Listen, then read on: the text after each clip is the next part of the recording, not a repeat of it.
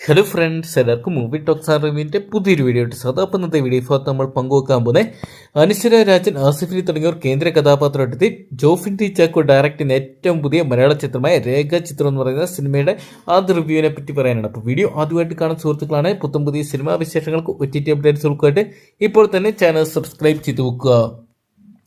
The priest എന്ന് പറയുന്ന block buster സിനിമയ്ക്ക് ശേഷം ജോഫിൻ ടി ചാക്കോ, ആസിഫ് അലി കേന്ദ്ര കഥാപാത്രമൊക്കെ ഒരുക്കുന്ന ചിത്രമാണ് രേഖാചിത്രം എന്ന് പറയുന്ന സിനിമ.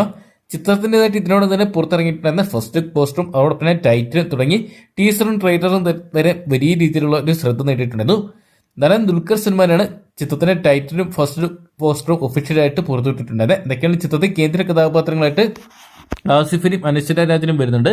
വേറിട്ട ഗെറ്റപ്പിലുള്ള പോസ്റ്ററുകൾ തന്നെയാണ് ഇതിനോടൊപ്പം തന്നെ ചിത്രത്തിൻ്റെതായിട്ട് കാണാൻ സാധിച്ചിട്ടുള്ളത്.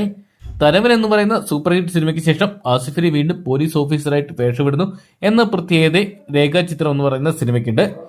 മാളികപ്പുറം, 2018, ആനന്ദ് ശ്രീബാല തുടങ്ങിയ സിനിമകൾക്ക് ശേഷം കാവ്യ ഫിലിം കമ്പനിയും ആൻ മെഗാ മീഡിയയും കൂടി ഒന്നിക്കുന്ന ചിത്രം എന്ന പ്രത്യേകത രേഖാചിത്രത്തിനുണ്ട്. എന്തൊക്കെയാണ് ചിത്രത്തിനായിട്ട് പുറത്തുന്ന ട്രെയിലർ എല്ലാം തന്നെ വലിയ രീതിയിലുള്ള പ്രതീക്ഷ നൽകുന്നതും ചിത്രത്തിന്റെ കഥ സംബന്ധമായിട്ടുള്ള എല്ലാ അപ്ഡേറ്റുകളും വളരെയധികം വ്യത്യസ്തമായിരിക്കുന്ന ചിത്രത്തിന്റെ അണിയറ പ്രവർത്തകർ നേരത്തെ തന്നെ അറിയിച്ചിട്ടുണ്ടായിരുന്നു. ചിത്രത്തിന്റെ ആദ്യ ഷോയ്ക്ക് കേരളത്തിൽ നാളെയാണ് ആരംഭിക്കാൻ പോകുന്നത്. ഏകദേശം ചിത്രത്തിന്റെ ആദ്യ ഷോയ്ക്ക് കേരളത്തിൽ 9 മണിക്ക് ശേഷം ആരംഭിക്കുന്ന അറിയാൻ സാധിച്ചിട്ടുണ്ടായിരുന്നു. വലിയൊരു താരനിര തന്നെ രേഖാചിത്രം എന്ന് പറയുന്ന മലയാള സിനിമയ്ക്ക് അണിനിരക്കുന്നതായിട്ട് കാണാൻ സാധിക്കുന്നുണ്ട്.